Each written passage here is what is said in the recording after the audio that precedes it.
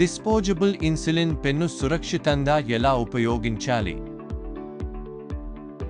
మొదటి ప్రక్రియ, పెన్ తయారీ మరియు గడువు తేదీని తనిఖీ చేయండి. ఉపయోగించే ముందు ఇన్సులిన్ గడువు తేదీలో ఉందో లేదో ఎప్పుడూ నిర్ధారించుకోండి. రెండవ ప్రక్రియ, పెన్ను చేతిలో పట్టుకుని మీ అరచేతుల్లో మెల్లగా గిరగిరా తిప్పుతూ కలపండి.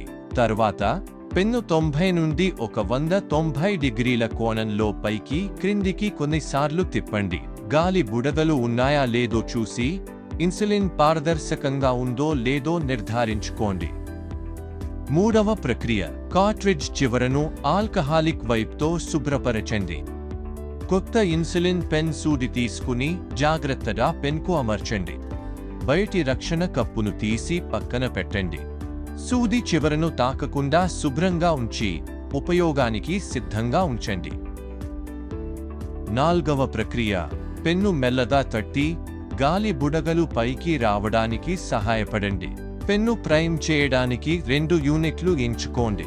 తర్వాత ఇంజెక్షన్ బటన్ను నొక్కి సూది చివర ఇన్సులిన్ బొట్టు కనిపించే వరకు నొక్కండి. ఇది పెన్ ఉపయోగానికి సిద్ధంగా ఉందని నిర్ధారిస్తుంది.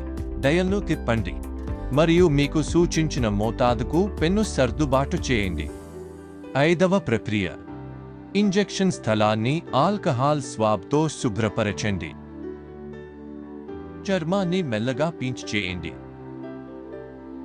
సూదిని సరైన 90 డిగ్రీల కోణంలో చొప్పించి ఇంజెక్షన్ బటన్ను పూర్తిగా నొక్కండి. ఇన్సులిన్ సరిగ్గా చేరేందుకు సూదిని 10 సెకన్ల పాటు అక్కడే ఉంచండి. ఆరవ ప్రక్రియ, ఇంజెక్షన్ చేసిన తర్వాత సూదిని జాగ్రత్తగా తీసి మళ్లీ బయట కప్పులో పెట్టి దాన్ని సురక్షితంగా షాప్స్ కంటైనర్లో వేసి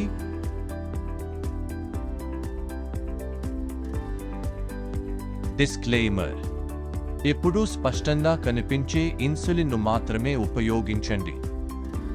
ద్రావణం మబ్బుగా కనిపిస్తే లేదా దానిలో కణాలు ఉంటే ఉపయోగించవద్దు. సరైన విధానం మరియు మోతాదుకు మీ ఆరోగ్య నిపుణుల సూచనలను అనుసరించండి.